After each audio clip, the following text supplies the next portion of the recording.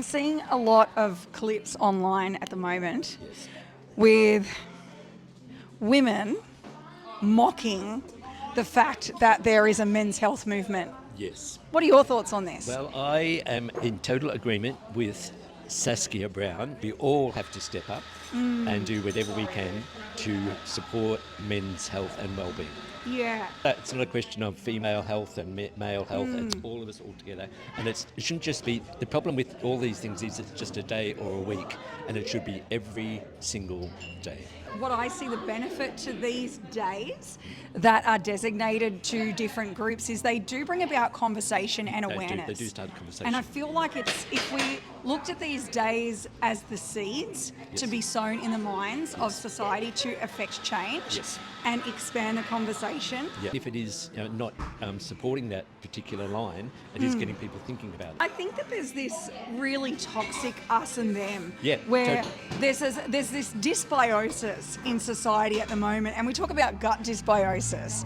But do we ever speak about the dysbiosis in society by where men and women have been estranged, and we've got these groups going on extreme tangents that think that I think we've forgotten that we need each other, Exactly. that we're meant to be That's a good together. point. That's a very good point. Especially in issues like we're saying, like not men's health, but like in suicide prevention and things like that. And people don't consider, and you know from your military service, the stats of men and women who have served or are serving who have taken their own lives is horrific. It's undeniable. And it's an indictment on our government for not looking after people like you who have served.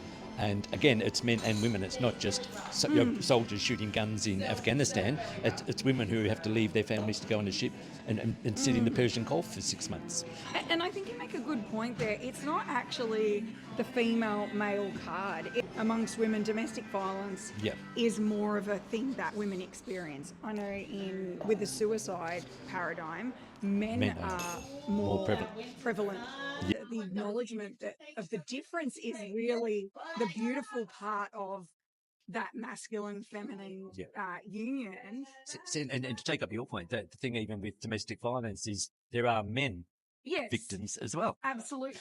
Which who are generally are not considered, and the same with as I said, with the thing in the military. People go, "Oh, our soldiers are committing suicide," without going, the women who served are also PTSDing and things like that as well. And people don't, they like you say, they go off on those tangents. And you can go too far down this way without considering the other people. There's such a disconnect. Yeah. If we said that life really, the magic of life happens in symbiosis when both the light and the day, the masculine, the feminine. We could call it the fasculine because that could cover both groups. Yeah. What does that look like? Where do you think we start in, we're highlighting that men's health is a thing that needs to be embraced and celebrated and talked about. Yes. How do we break the perpetual toxic cycle of separation? Well, we unite and we go, it's not just men's health and it's not just women's health, it's health, full stop, every day. And also, and just importantly, looking after yourself. Look after yourself so you can. Heal thyself. Help yourself. Totally. That's what actually healthy is broken down to. Heal thy. There you go. I never thought of that. No? Yeah. No. Heal thy. Yeah, and it was probably men's health because it's healthy. Colin's the best example of what actually creates healthy bones. You exercise, you walk, you've just got this joy and zest for life that's unmatched. Oh, I see. You really do. Peace.